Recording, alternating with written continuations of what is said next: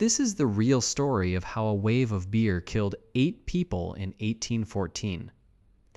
Chapter 1. The Horse Shoe Brewery. On Tottenham Court Road stood Meugs and Company's Horse Shoe Brewery. It was one of the major porter breweries in Georgian London. Porter was a dark beer brewed in large volumes for taverns and homes. London drank so much of it that storage had to be enormous. The brewery kept finished porter in towering wooden vats. Each vat was bound with iron hoops to resist the weight inside.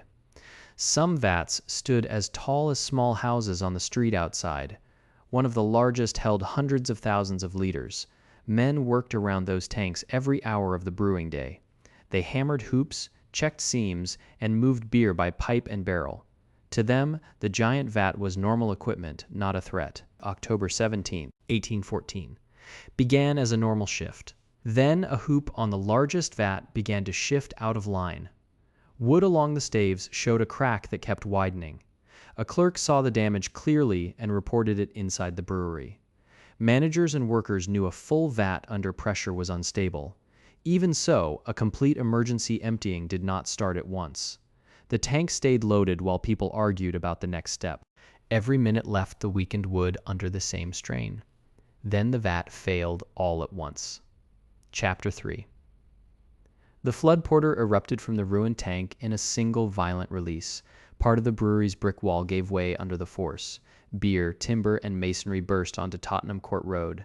The collapse struck other vats standing close by. Those tanks split open and added their loads to the flood. In total, more than 1 million liters left the brewery grounds. The liquid ran fast along the road surface. It turned into side streets and open yards within minutes. People outside heard the crash before they could name the cause. By the time they looked, the street was already moving. Chapter 4. St Giles.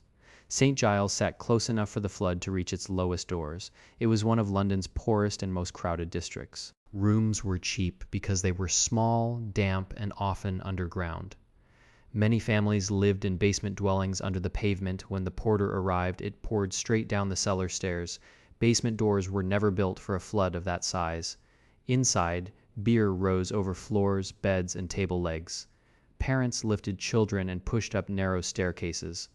A few reached the street cold, wet, and coughing. Others never cleared the doorway in time. Chapter 5.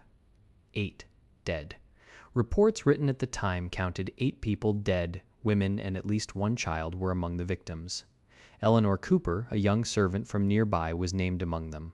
Inquest testimony tied the deaths to drowning and injuries in the cellars. Rescue parties went in after the first surge had passed. They searched through foam, mud, and broken wood by hand. Floating barrels blocked alleys and slowed every step. In the first confusion, some bystanders filled pots with beer from the street that stopped when bodies were carried up from the basements. The noise in the road fell away as the death count spread. Chapter 6. Act of God. An inquest laid out the crack, the delay, and the final collapse. Brewery witnesses said the hoop gave way too fast to save the vat. The court result described the disaster as an act of God, that legal finding limited how much blame the company had to carry. The Horse Shoe Brewery began repairs soon afterward. Porter production returned once the plant could run again. In St Giles, 8 funerals still had to be paid for and walked. Neighbors knew the rooms that had filled and the people who had lived there. Chapter 7. After the flood. Tottenham Court Road was cleaned and opened to traffic again. Newspapers printed the burst vat and the 8 dead for weeks. The brewery kept operating under the same name. Official records kept the beer flood as an industrial accident. A storage vat failed above streets full of basement housing. The households with the least money lived closest to that risk.